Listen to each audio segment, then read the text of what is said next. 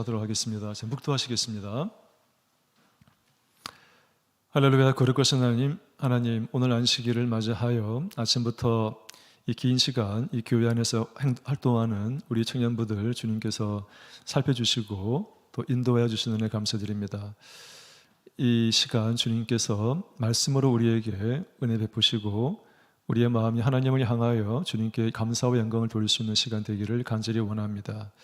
우리의 마음을 더욱더 궁핍하게 하사 말씀으로 갈구하게 하시고 하나님 말씀으로 은혜와 능력 받을 수 있는 시간 될 수 있도록 가르치는 자와 또 듣는 자에게 함께 하셔서 오직 하나님께 영광 돌리는 시간 되기를 원합니다. 할렐루야. 아멘. 자, 주 예수 이름으로 하나님의 말씀 증거하겠습니다. 자, 오늘 제목은 내 죄사함을 받았느니라. 마가복음 2장에 있는 말씀을 가지고 여러분들과 함께 하나님 말씀 나누고자 합니다. 성경책을 좀 함께 보면 좋을 것 같습니다. 자, 마가복음 2장 1절로 12절 말씀 자, 한번 보겠습니다. 우리 교독하도록 하겠습니다. 마가복음 2장 1절로 12절까지 말씀입니다. 자, 제가 먼저 읽겠습니다. 수일 후에 예수께서 다시 가버나움에 들어가시니 집에 계신 소문이 들린지라.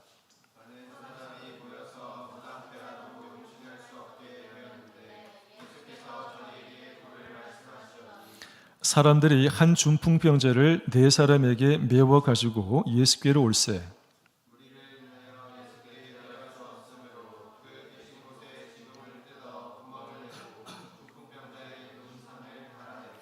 예수께서 저희의 믿음을 보시고 중풍병자에게 이르시되 소자야 내 죄사함을 받았느니라 하시니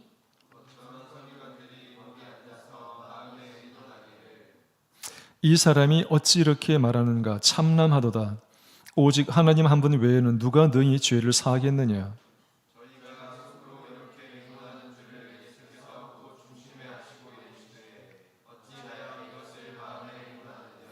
중풍병자에게 내 죄사함을 받았느니라 하는 말과 일어나 내 상을 가지고 걸어가라는 말이 어느 것이 쉽겠느냐.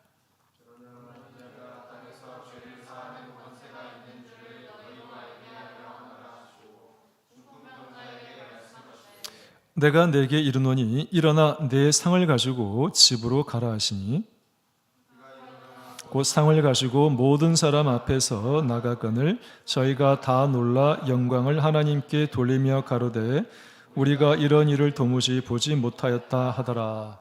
예, 아멘. 자, 파워포인트 넘겨주시기 바랍니다. 예, 여러분 교재 지금 보고 있는 분도 있는데 뭘 봐도 관계없을 것 같습니다. 자, 우리 암송 요절 한번 읽어보겠습니다. 다 같이. 자, 시작. 예수께서 저희의 믿음을 보시고 중풍 환자에게 이르시되 소자야 내 죄사함을 받았느니라. 마가복음 2장 5절 말씀이죠. 자, 다음 보겠습니다.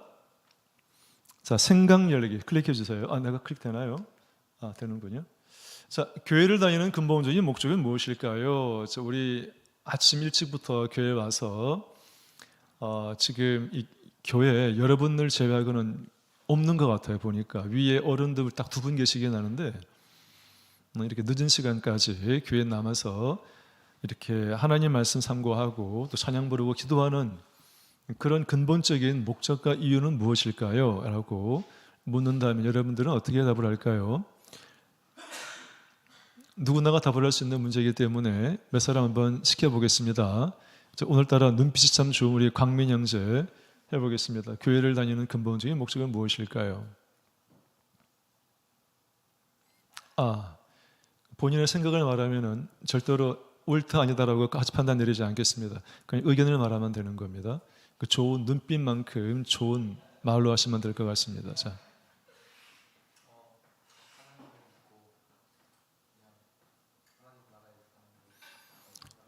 하나님 믿고 하나님 나라에 가는 것이라 이렇게 말을 했네요. 더 이상 물을 필요가 없는 답이 나온 것 같아요. 하나님을 믿고 하나님 나라에 가기 위해서 지금 교회에 왔다 이렇게 말했잖아요. 사실 오늘 말씀의 결론을 지금 말을 해버린 것 같아요. 그냥 질문을 이어가지 않겠습니다. 다음 넘어가겠습니다. 예, 지금 마가복음 2장의 말씀을 읽었는데 이 본문에 등장하는 이 사건의 시간, 장소, 상황을 한번 정리해 볼까요? 자, 시간적 배경은 언제일까요? 자, 성경책을 보시면 더욱 좋습니다. 여러분이 성경 구절을 전체를 한번 쭉 앞뒤를 보면은 이 시간적인 배경도 좀 파악하기가 수월할 것 같습니다. 자, 시간적 배경이 언제냐? 2장 1절에 뭐라 되어 있습니까? 수일 후에라고 되어 있죠. 어떤 사건 수일 후일까요? 라고 알고 싶으면 마가복음 1장 마지막 구절에 있는 것을 보면 되겠습니다. 40절에 보게 되면 문둥병자를 치료한 사건이 나오죠. 그러니까 문둥병자를 치료하시고 난 다음 한 수일, 며칠이 지났다는 얘기죠. 이렇게 이해하면 딱 좋을 것 같습니다. 마가복음의 문맥만 가지고 따져보자면 그렇습니다. 자, 장소는 어딜까요? 여기는 장소가 나옵니까? 나오죠. 2장 1절에 뭐라 나옵니까? 다시 가버나움에 들어가시니. 가버나움이 장소가 되겠네요. 다시란 말을 썼다는 얘기는 이미 그 이전에 이 가버나움에 오신 적이 있다 없다? 있다는 거죠. 실제로 그렇습니다. 자, 그러면 가버나움에 옛날에 사역을 하시다가 어디를 들리고 지금 가버나움에 들어오신 걸까요? 라고 묻는다면 앞에 1장을 읽어봐야 되는데 1장 28절과 39절에 보게 되면 예수님께서 어떻게 표현하셨는가 하면 온 갈릴리 사방을 다니셨다라고 되어 있습니다. 마가복음 1장 39절에 보게 되면 온 갈릴리에 다니시며 저희 회당에서 전도하셨다. 그리고 귀신들을 내어 쫓았다라고 되어 있습니다. 그러니까 가버나움에 사역을 하시고 가버나움뿐만 아니라 물론 가버나움이 갈릴리 그 바다 호수 근처에 있는 큰 도시지요. 군사 요충지이고 정치적 중심지죠. 그렇죠. 근데 가버나움뿐만 아니라 그 갈릴리 인근에 있는 여러 지역을 예수님께서 다니시면서 귀신도 쫓아내시고 각종 그 병자들의 병도 고쳐주신 거죠. 그리고 이제 마가복음 1장에 나오듯이 문둥병자의 병을 고치고 난 다음 다시 이 가버나움에 오셨다라고 볼 수 있는 겁니다. 장소는 갈릴리 사방을 다니시다가 다시 가버나움에 오셔서 일어난 일이 되겠습니다. 예수님께서 이적을 행하신 많은 사건들 가운데 가버나움에서 일어난 일들이 굉장히 많습니다. 그중에 오늘 대표적인 것이 중풍병자를 고치는 이 사건이죠.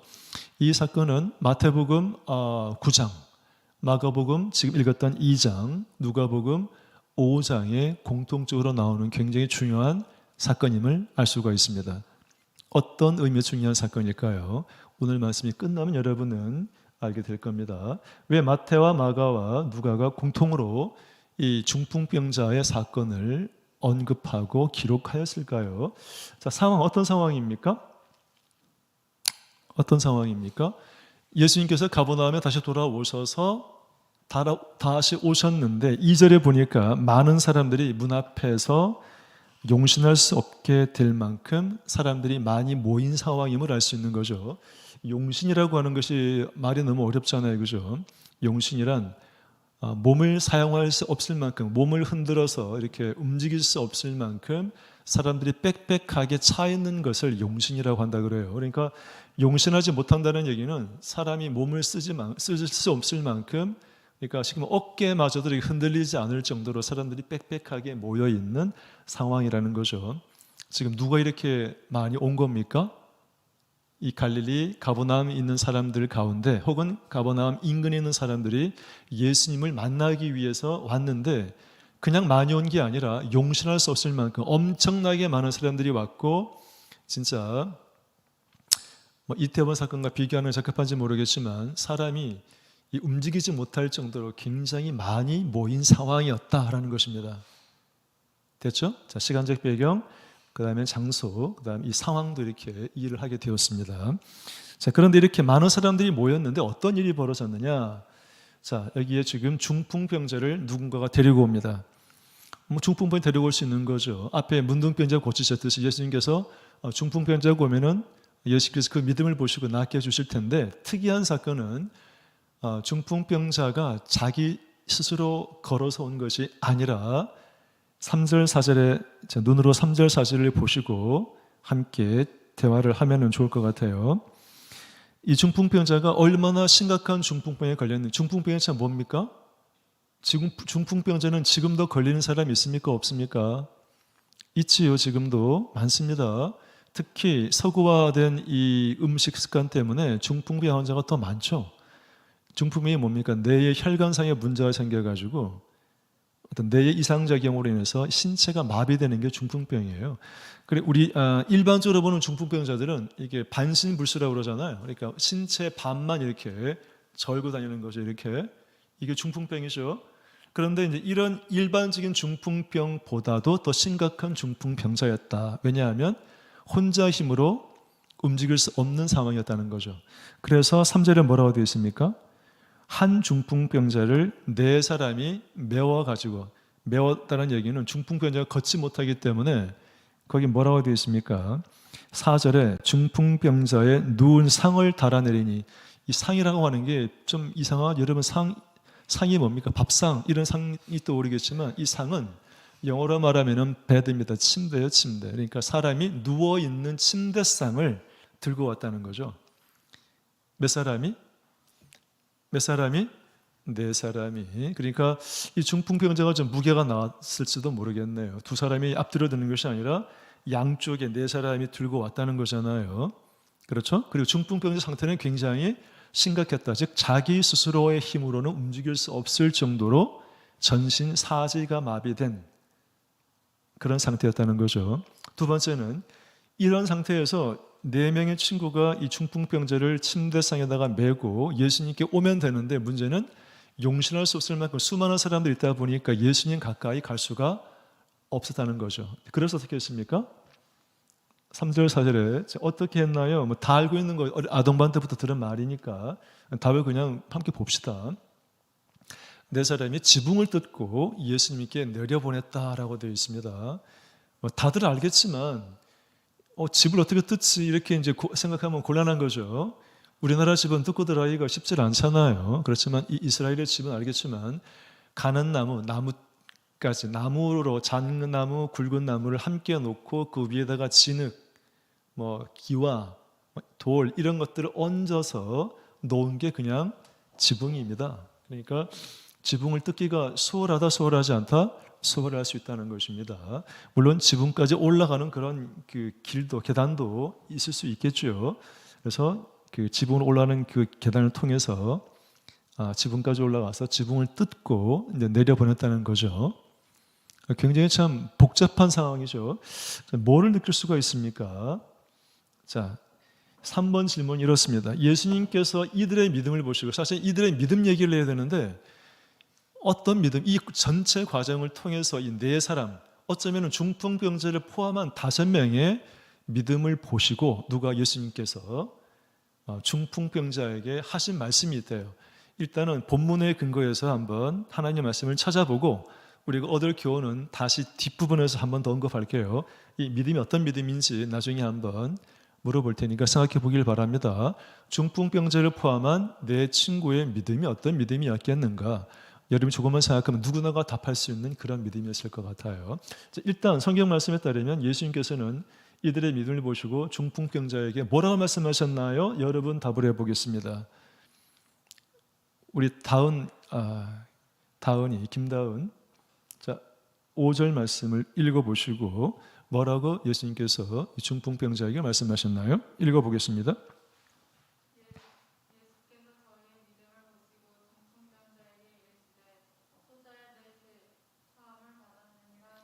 그렇습니다. 소자야 내 죄사함을 받았느니라. 소자란 말은 영어로 보면 son이에요. son. 아들아 이런 말이죠. 그러니까 윗사람이 아랫사람을 사랑스럽게 부를 때 쓰는 말인데 이 중풍병자의 상황을 예수님께서 보실 때는 어떻게 봤다? 굉장히 안타깝고 사랑스러운 마치 부모가 자식을 바라보는 그런 마음으로 자 아들아 인자한 모습으로 불렀겠죠.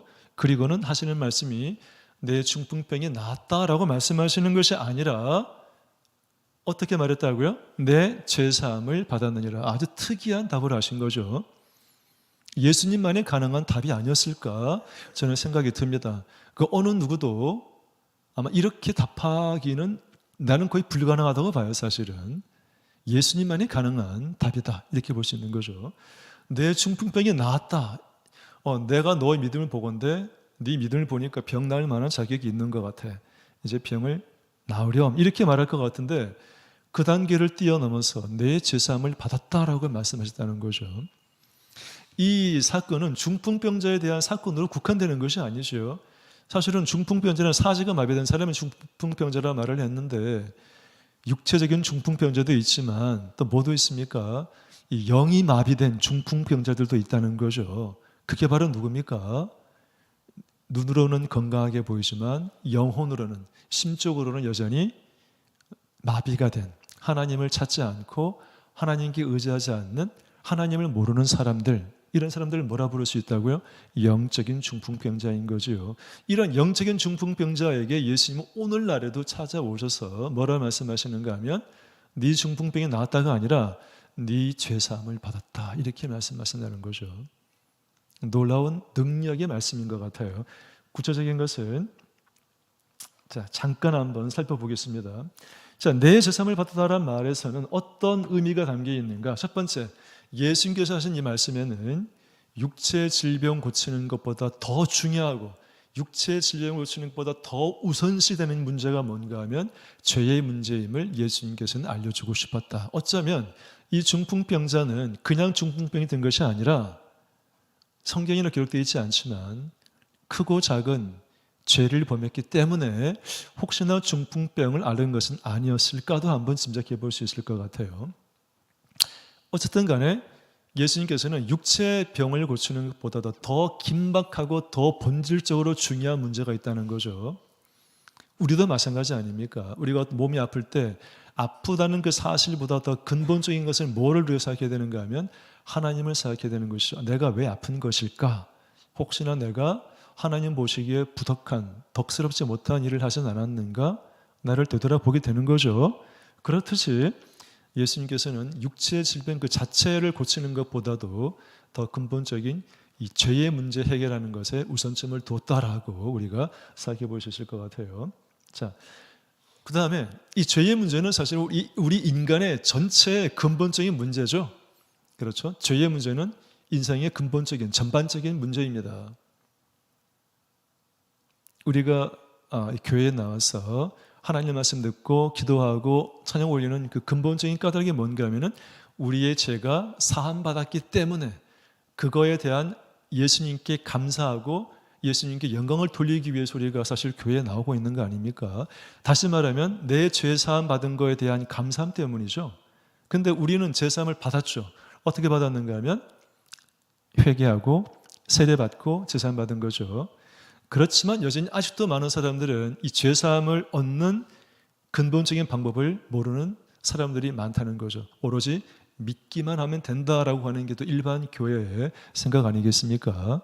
그래서 우리는 이 죄의 문제가 어떻게 해결되는지를 알지만 아직까지 모르는 사람들이 많죠.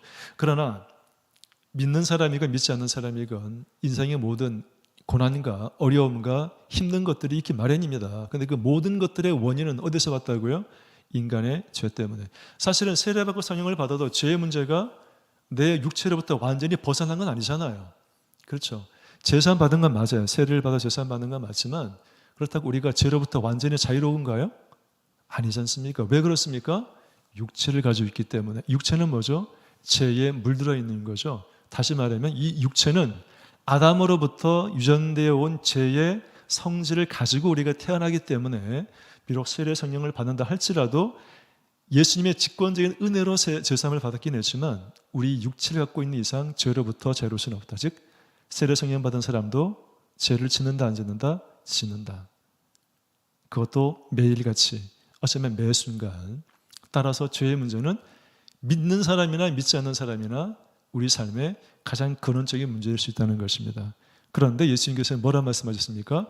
죄사함을 받았다라고 말씀하신 것이죠. 자, 넘어갑시다. 자, 이렇게 예수님께서 네 죄사함을 받았다라고 말씀하니까 그 옆에서 바라보던 서기관들이 이런 생각을 합니다. 6절, 7절에 읽어보시고 한번 서기관들의 생각을 표현해 주시기 바랍니다. 자, 누구한테 물어볼까요? 우리 아린이 자, 6절, 7절 말씀 보시면서 이 서기관들은 예수님에 대해서 어떻게 판단하고 생각했나요?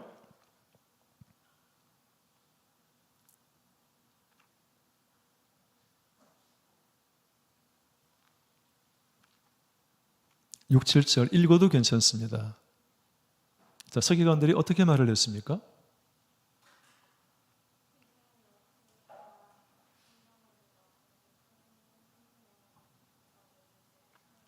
그렇죠. 오직 하나님 한 분 외에는 누가 죄를 사할 수 있어? 그리고 그 앞에 뭐라고 말했죠? 참남하도다. 이게 서기관들의 판단에서 온 말이죠. 참남하다가 무슨 말입니까? 여러분 혹시 주석이 있는 성경책을 보게 되면 참남이라는 말을 어떻게 번역하고 있죠? 참남하도다. 입에 담지 못할 말의 행동. 성경 신학적으로는 참남이라는 말을 신성모독이라고도 번역을 합니다. 그러니까 이 서기관이 누굽니까? 원래 서기관은 옛날에 성경을 필사하는 사람이 서기관이었는데 예수님 당시에는 성경 필사뿐만이 아니라 율법을 가르치는 사람, 어떤 종교적인 행정을 이끌어가는 사람을 이 서기관이라 불렀기 때문에 예수님 당시에는 사실은 종교적인 지도자들이라고 볼 수 있는 거예요. 서기관들, 바리새인들 이렇게 항상 함께 얘기하잖아요. 그런데 이 서기관들이 뭐라고 말을 했는가 하면은 참남하다, 신성모독을 했다. 하나님 한 분만이 죄를 사할 수 있는데 예수 당신이 무엇이길래 죄 사함을 받았다고 말을 하느냐, 이렇게 지금 항변하고 있는 거죠. 대항하고 있는 겁니다. 도대체 너 뭐야? 너 뭐길래 이렇게 건방진 말을 하는 거야? 오늘날로 보자면 이렇게 볼 수 있을 것 같아요. 근데 서기관들의 이 말은, 우리는 서기관들이 항상 종교적으로 약간 좀 문제 있는 사람을 생각하니까 나쁘게만 보지만 사실 서기관의 이 참나바다란 말은 여러분 이해 가야 안 가요? 이해 갈 수 있는 거죠. 사람이 어떻게 하나님이 제사할 수 있는 그 권능을 사람의 입에서 네 제사함을 받았다라 말할 수 있느냐. 서기관의 입장에서 생각해 보게 되면 서기관도 충분히 그렇게 말할 수 있겠다는 생각은 들어요. 맞죠?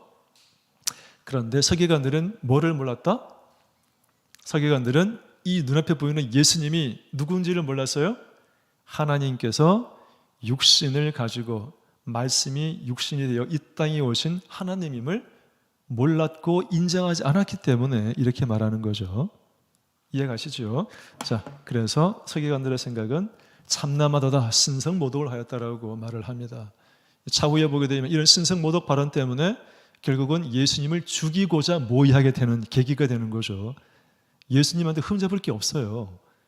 근데 이제 이런 신성모독, 본인이 하나님이다 이렇게 말한다든지 아니면 죄삼을 받았다든지 이런 말로 결국 나중에 핑계 구실 삼아가지고 예수님을 십자가에 못 박히게 하는 그런 결과를 가져오게 되는 거죠. 자, 그렇습니다.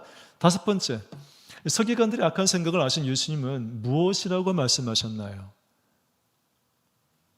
8절부터 10절까지 나와 있습니다. 예수님께서는 뭐라고 말씀하셨나요? 예수님은 이 서기관의 마음을 꿰뚫어 보셨어요. 이 서기관이 지금 참남하도다, 하나님 한 분 외에는 누가 죄를 사할 수 있느냐라고 말했던 그 서기관의 마음 중심을 꿰뚫어 보시고는 예수님께서 하신 말씀이 뭐였는가 하면 여러분 답을 해 주시기 바랍니다. 우리 학생부는 지금 구수연, 수연이가 한번 얘기해 볼까요?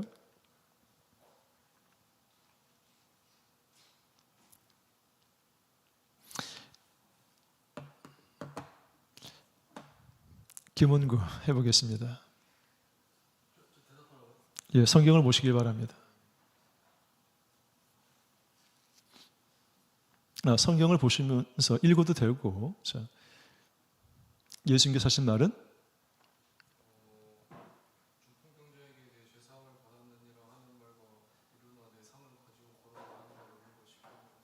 또 굉장히 어려운 말씀을 하셨어요. 예수님께서는 이 서기관들의 마음을 꿰뚫어 보시고는 이렇게 말씀하셨습니다. 자, 중풍병자에게 네 제삼을 받다라는 말하고, 자, 네가 일어나 상을 가지고 걸어가라는 말 중에 어떤 게 더 쉽겠느냐. 이걸 목자님들마다 설교하실 때마다 우리는 이 성경 읽을 때마다 이거에 대한 본질이 아닌 문제에 굉장히 집착을 하죠. 예수님이 하신 이 주문이 정말 답이 뭐냐, 이거에 사실 굉장히 관심들이 많잖아요. 근데 사실은 이 질문보다는 중요한 것은 예수님께서는 죄를 사할 수 있는 권세가 있는 분이라고 하는 게 사실은 본질적인 부분인데, 우리는 예수님께서 사실 이 질문에 정말 답이 뭔지 이상한 데 꼽힐 때가 많죠. 근데 일반적으로 신학적으로 또는 이제껏 여러 목자님들 설교 말씀을 들어보건데 어떤 게 쉽습니까? 라고 묻는다면 그냥 내가 말을 할게요. 많은 자료들을 보게 되면 중풍병자에게 네 일어나서 네 침상을 들고 걸어가라는 말, 그 다음에 네 재산 받았다는 말, 어떤 게 쉬운가 하면 네 재산 받았다는 말이 더 쉽다는 거죠.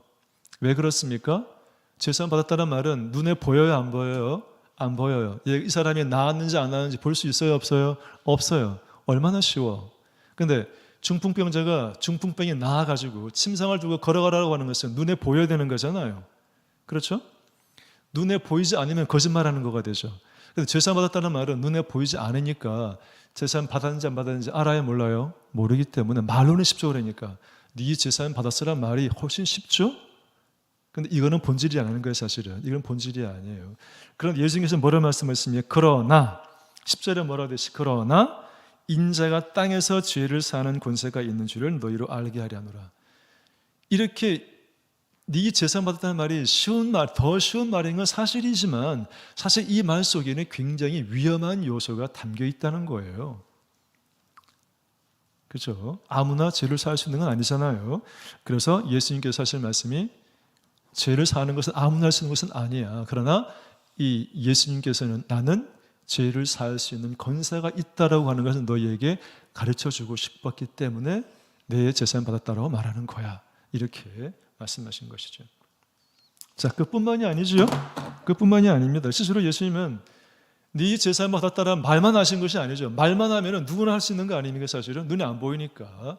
실제로 예수님은 내 재산 받았다라고 하는 그 죄를 사는 권세가 있다는 것을 알려주셨고, 두 번째는 뭐죠? 네 재산 받았다라고 하는 증거를 대신 거죠. 그 증거가 뭐죠? 진짜로 중풍병자가 뭡니까?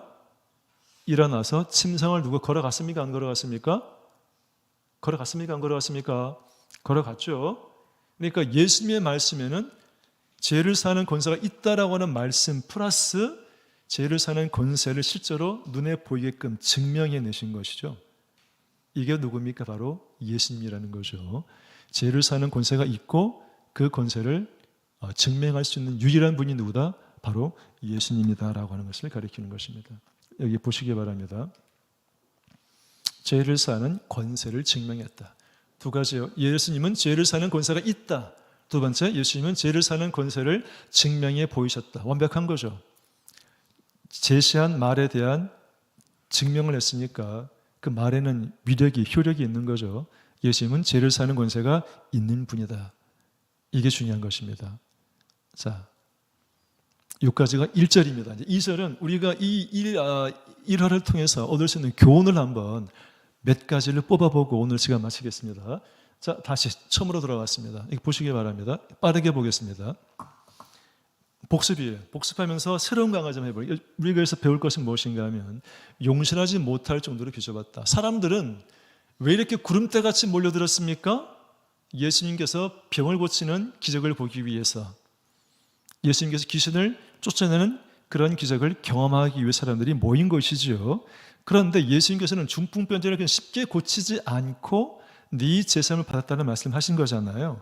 예수님께서는 어디에 관심이 있을까요? 중풍병자를 고치는 것에 관심이 있을까요? 아니면 중풍병자를 고치는 것 거기를 넘어서는 다른 뭔가에도 관심이 있을까요?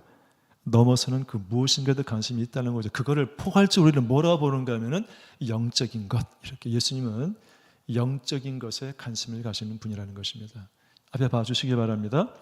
자, 여러분들도 죄의 문제 그리고 영적인 문제에 관심을 갖는 사람이 되어야 되겠다. 성경에 보니까 요한복음 6장 23절 다 같이 읽어보겠습니다. 시작. 살리는 것은 영이니 육은 무익하니라. 내가 너희에게 이른만이 영이요 생명이라. 중풍병자가 중풍병자 나았어요. 그게 구원인가요?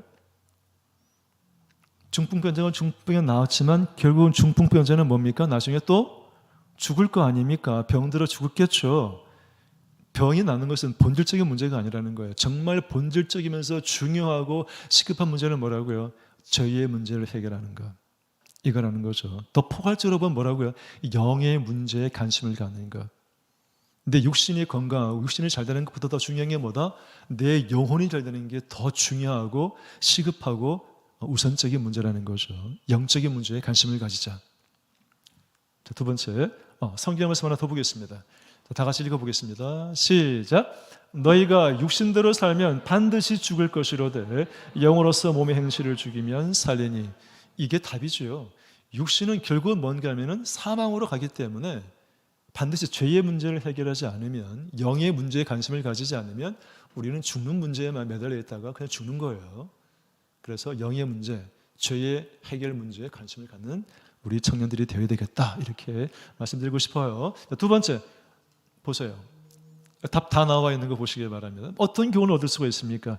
네 사람이 지붕을 뜯었다, 이런 말이 있는데, 이 중풍병자를 메고 네 사람을 통해서 우리가 얻을 수 있는 교훈이 있다는 거죠. 어떤 교훈입니까? 이 네 사람을 통해 우리가 느낄 수 있는 것은, 이 네 사람은 참 헌신, 봉사하는 사람이고 선한 사람이겠구나.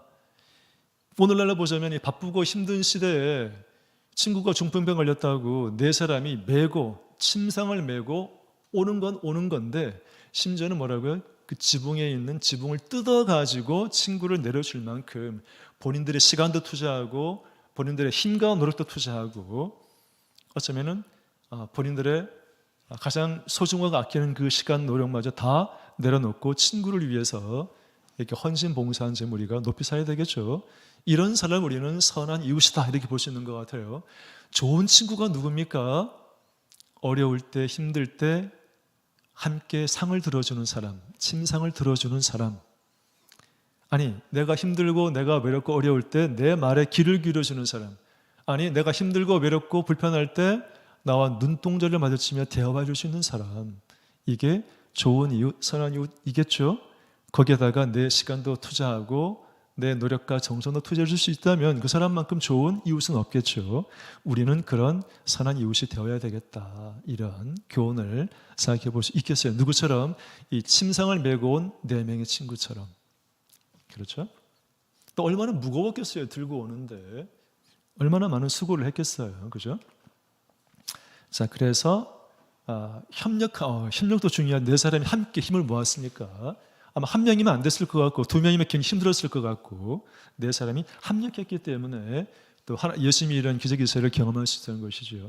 우리 마태복음 18장 읽어보겠습니다. 다 같이. 자, 시작. 진실로 다시 너희에게 이르노니 너희 중에 두 사람이 땅에서 합심하여 무엇이든지 구하면 하늘에 계신 내 아버지께서 그들을 위하여 이루게 하시리라. 두세 사람이 내 이름으로 모인 곳에는 나도 그들 중에 있느니라. 여기서는 협력에 대한, 합력에 대한 성경 구절을 찾아가지고 왔는데, 우리 참여수교 안에 있는 우리 형제 자매 중에 누가 어려움에 처했어요.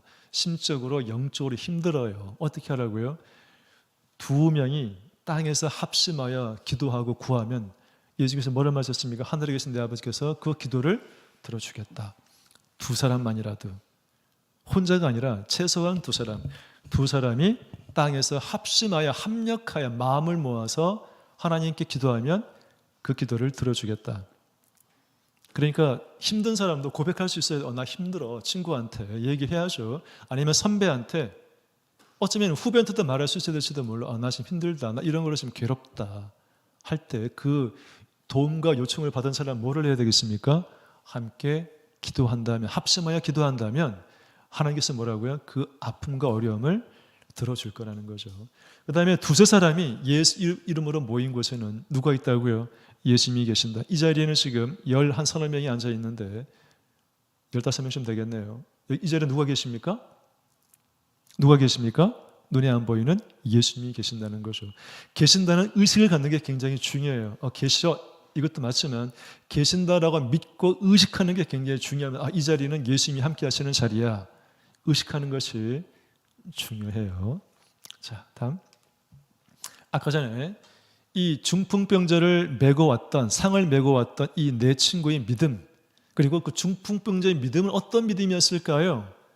답은 여러 가지 가능하겠죠. 그냥 5분 시켜보겠습니다. 확실한 믿음, 절대적인 믿음입니다. 어떤 문제든 예수님께 가져 나가면 예수님께서는 그 문제를 해결해 주실 분이다라고 하는 확실한 믿음. 아마 이 네 친구는 비록 본인들이 어렵고 힘들긴 하지만 이 친구를, 중풍병을 앓는 친구를 이 침상에 메어가지고 예수님께 가서 보여드리면 틀림없이 예수님께서는 이 내 친구의 이 중풍병을 낫게 해줄 거야. 거기에다가 중풍병자도 마찬가지. 내가 이 온몸이 중풍병에 든 상태긴 하지만 그 예수님을 내가 만날 수만 있다면 내 이 인생 절대절명의 이 중풍병도 낫게 될 거야라고 하는 믿음 있었기 때문에 예수님께서는 보이지 않는 내 친구와 그 중풍병자의 믿음을 보시고 그 중풍병을 낫게 해주었다는 거죠. 그래서 이들의 믿음은 확실한 믿음, 절대적인 믿음이었다라고 하는 것입니다. 자, 우리 마가복음 9장 읽어보겠습니다. 다 같이 읽어볼게요. 자, 시작. 예수께서 이르시되 할 수 있거든이 무슨 말이냐? 믿는 자에게는 능치 못할 일이 없느니라 하시니. 마가복음 9장 말씀이죠. 이거 오늘 오전에 설교 말씀 들었던 그 구절과 관계되는 거예요. 벙어리 귀신 들린 그 이제 외아들을 둔 그 아버지가 예수님 찾아왔잖아요. 근데 예수 제자 9명이 이 벙어리 귀신 들린 아들 못 고치는 거예요. 그렇죠? 그러니까 예수님께 이 사실을 알려드리니까 예수님께서 말씀하신 거죠. 그리고는 하시는 말씀이 믿는 자에게는 능치 못함이 없다라고 예수님께서 말씀하셔요. 그래서 여기 마가복음 9장에 나오듯이 예수를 믿기만 하면 할 수 없는 일이 없다라고 이렇게 말씀하고 있는 거죠. 예. 그래서 우리가 예수를 그냥 믿는 게 아니라 확실한 믿음, 절대적인 믿음을 가져야 되겠다. 이거는 예수님 시대만 그런 게 아니에요. 사실 오늘날도 마찬가지예요. 그냥 쉽게 말해서 공부를 잘하고 싶다, 예수님께 기도하고 싶어요. 매달리시기 바랍니다. 첫 번째 매달리시고, 두 번째 그거를 믿고 노력하면 되는 거죠. 간단한 내 진로에 대한 고민이 있습니까? 예수님께 기도하시고 예수님을 믿으시고 의지하시기 바랍니다. 그리고 뭐 해야 됩니까? 노력하시기 바랍니다. 노력하고 다시 예수님께 물어보고 기도하시기 바랍니다. 그러니까 이거는 예수님 당시에만 있는 일이 아니고 지금에도 충분히 적용될 수 있는 얘기라는 거예요. 예수님은 살아계십니다. 예수님은 이 자리에 계시니까 내 삶의 어떤 순간에도 내가 예수님을 믿고 기도하면, 예수님께 의지하면 내 마음의 이 짐을 덜어주시고 내 문제를 해결해 주실 분이다 라고 믿는 것이 필요하다는 것입니다. 중풍병자만 그런 믿음이 있지 나하고는 좀 거리가 있는 것 같다, 이거 아니고, 중풍병자가 믿음이 있으면, 중풍병자를 들고 온 친구들이 믿음이 있으면 나 또한 그렇게 할 수 있다라고 하는, 나로 적용시키는 것이 중요할 것 같습니다. 자, 마지막, 이 네 번째에서 죄삼 우리 얘기를 했었죠. 중요합니다. 자, 물어보겠습니다. 하나님은 왜 육신이 말씀이 되어 이 땅에 예수님으로 내려오셨나요? 왜 하나님께서는 천지의 주인이신 하나님께서 이 낮고 낮은 땅에 우리와 똑같은 육신을 가지고 이 땅에 내려오셨을까요? 물론 구약에 예언되어 있긴 하지만 아마 답은 다 알 거로 생각해요. 왜 하나님께서 이 육신을 가지고 이 땅에 내려오셨나요? 라고 묻는다면 뭐라고 답을 하겠습니까? 김은진. 우리의 죄를 사해 주시기 위해서. 정답이네, 그죠? 그런데 성경에 보니까 예수님께서 이 땅에 오신 목적은 성경은 이렇게 표현하고 있습니다. 누가복음 4장 다 같이 읽어볼게요. 자, 시작. 예수께서 이르시되 내가 다른 동네에서도 하나님의 나라 복음을 전하여야 하리니 나는 이 일로 보내심을 입었노라 하시고, 예수님께서 육체를 가지고 이 땅에 오신 목적이 뭐라고요? 하나님 나라의 복음을 전파하기 위해서. 이해가시죠? 그리고 예수님께서 세례 요한처럼 전도할 때 제일 처음 던진 화두가 뭐였습니까? 세례 요한처럼 예수님이 복음을 전파할 때 제일 먼저 던진 말이 뭐였죠? 회개하라, 천국이 가까웠느니라. 세례 요한도 그렇게 말을 했고 예수님도 그렇게 말씀하시죠. 회개하라. 누가 회개해야죠? 사람은 회개하라. 그러면은 뭐라고요? 천국이 뭡니까? 천국은 하늘 천자니까 하늘나라이고, 하늘나라도 맞고, 그 하늘나라는 하늘의 주인이 누군가 하면 하나님이죠. 하나님 나라도 맞는 말이에요. 지금 누가복음에는 하나님 나라고 되어 있지만 마태나 다른 데서는 하늘나라라고 되어 있어요. 영어로 보면은 Kingdom of Heaven, 하늘 왕국도 맞지만 Kingdom of God, 하나님의 왕국도 맞다는 거죠. 그러니까 하나님 나라는 뭐죠? 하늘나라예요. 하늘나라는 뭐죠? 하나님 나라죠. 예수님께서 오신 것은 하늘나라, 하나님 나라의 복음을 전파하기 위해서 오신 거예요. 다른 구절 하나 더 볼게요. 사도행전 예수님께서 십자가에서 돌아가시고 부활하셨죠. 부활하시고 난 다음에 40일 동안 복음을 전파하시고 승천하셨잖아요. 예수님께서 십자가상에서 돌아가시고 부활하시고 난 다음에 40일 동안 뭐를 하셨을까요? 사도행전 1장에 보니까 그러니까 예수님께서 살아계실 때에도 천국, 하늘나라 복음, 하나님 나라 복음을 전파하는 목적으로 오셨지만 예수님이 십자가에서 부활하시고 난 다음에도 어떤 것을 하셨는가 하면 다시 읽어볼게요. 자, 시작.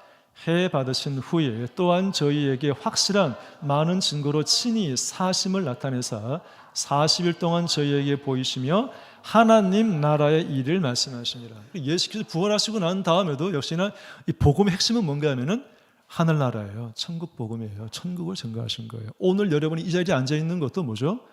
하늘나라, 하나님 나라에 가기 위해 앉아 있는 거죠. 그런데 문제가 있어요. 하나님은, 예수님은 하늘나라의 복음을 전파하기 오신 것이 맞아요.